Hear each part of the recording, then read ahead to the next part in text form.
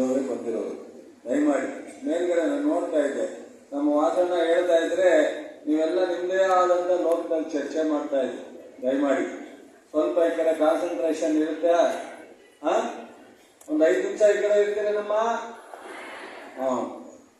ಈ ಒಂದು ಸಮಾರಂಭವನ್ನ ನಮ್ಮ ವಿಶೇಷವಾಗಿ ರೇವಣ್ಣವ್ರ ಟೀಮ್ ಇದೆ, ರೇವಣ್ಣವ್ರನ್ನ ಅಧ್ಯಕ್ಷರು ಮಾಡಿ 4 ವಿಭಾಗಗಳಲ್ಲಿ ಉಪಾಧ್ಯಕ್ಷರನ್ನ ಮಾಡಿ ಅದಕ್ಕೆ ಸದಸ್ಯರು ಮಾಡಿ, ಜಿಲ್ಲಾ ಮಟ್ಟದಲ್ಲೂ ಅದೇ ರೀತಿ ಅಧ್ಯಕ್ಷರು ಸದಸ್ಯರು, ತಾಲೂಕು ಮಟ್ಟದಲ್ಲೂ ಅದೇ ರೀತಿ ಮಾಡಿ ಸರ್ಕಾರ. ಕಾರಣ ಬರೀ ನಿಮಗೆ ಈ ಸಭೆ ಈ ಗ್ಯಾರಂಟಿ ಬಗ್ಗೆ ತಿಳಿಸ್ಬೇಕು ಅಂತಲ್ಲ.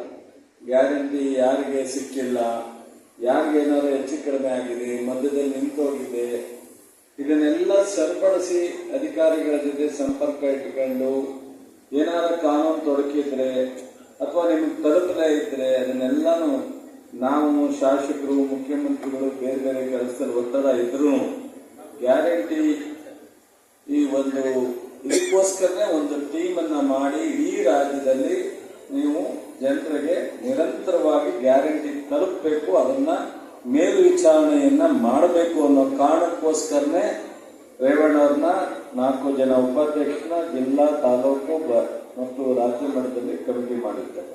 ಹಾಗಾಗಿ ಅವರು ವಿಶೇಷವಾಗಿ ಇದ್ರ ಬಗ್ಗೆ ಎಲ್ಲ ಜಿಲ್ಲೆನಲ್ಲಿ ಈ ತರ ಕಾರ್ಯಾಗಾರ ಮಾಡಬೇಕು ಅಂತ ಹೇಳಿ ಹೊರಟಿ ಮಾಡ್ತಾ ಇದ್ದಾರೆ. ಅದರಲ್ಲಿ ಬಹುಶಃ ಹೇಳಿದಂಗೆ ನಮ್ಮ ರೇವಣ್ಣವರು ಮಾಜಿ ಸಚಿವರು, ಬಹಳ ಹಿರಿಯ ಲೀಡರು, ಈಣನೂರದ ಮತ್ತು ದಿನೇಶ್ ಗೌಡರು ಉಪಾಧ್ಯಕ್ಷರಾಗಿ ಈ ಕಾರ್ಯಕ್ರಮನ ಮಾಡಬೇಕು ಅಂತ ನಮ್ಮ ಜಿಲ್ಲಾಧಿಕಾರಿಗಳು ಸಿಇಒ ಹತ್ರ ಬಹಳಷ್ಟು ಚರ್ಚೆ ಮಾಡಿ ನಮ್ಮ ಗಮನಕ್ಕೆ ತಂದು ಬಹಳ ಅರ್ಥಪೂರ್ಣವಾಗಿ ಮಾಡಬೇಕು ಅಂತ ಮಾಡಿದ್ದಾರೆ.